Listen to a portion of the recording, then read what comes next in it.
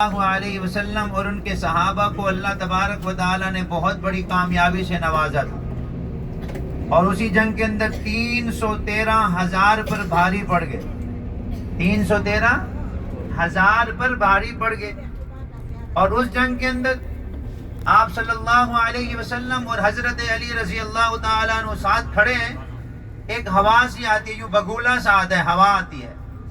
حضرت علی رضی اللہ تعالیٰ عنہ پوچھتے ہیں کہ یا رسول اللہ صلی اللہ علیہ وسلم، یہ کس چیز کی آواز ہے؟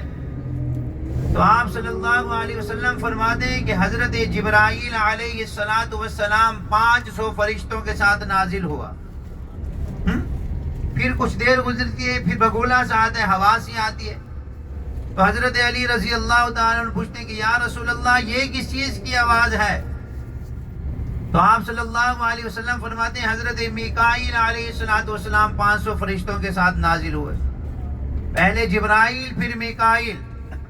آپ نے امید ہے کہ وہ پہاڑ دیکھا ہوگا جس کو جبل ملائکہ کہا جاتا ہے، جبل ملائکہ کہا جاتا ہے۔ جبل ملائکہ کے بارے میں ایک ہسٹری میں کتاب میں لکھا ہوا ہے، یہ مسجد جمعہ آپ کی طرف ایک تاریخ میں لکھا ہوا ہے کہ وہ پہاڑ جو ہے جبل ملائکہ، پہلے وہ پتھر کا پہاڑ تھا۔ جس طرح آپ نے اور پہاڑ دیکھے مختلف، وہ پہلے وہ بھی پتھر کا ہی پہاڑ تھا، اور جب اس پر فرشتوں کا نزول ہوا تو ان کی نور کی تجلی سے وہ پہاڑ جو ہے وہ ریزہ ریزہ ہو گیا، اور پہاڑوں میں سے وہ آپ کو مختلف پہاڑ نظر آئے گا، ایسی ہے۔ اور پہاڑوں میں سے مختلف پہاڑ نظر آتا ہے۔ رات کے ٹائم کبھی بندہ جاتا ہے نا، تو اس پہاڑ میں سے ایسی چمک نکلتی ہے جیسے سونے سے نکلتی ہے، ایسی چمک نکلتی ہے۔ سعودی عرب میں جتنی ہوا چلے، آندھی چلے، طوفان چلے، وہاں کی مٹی نہیں اڑتی، یہ اس پہاڑ کی خاصیت ہے۔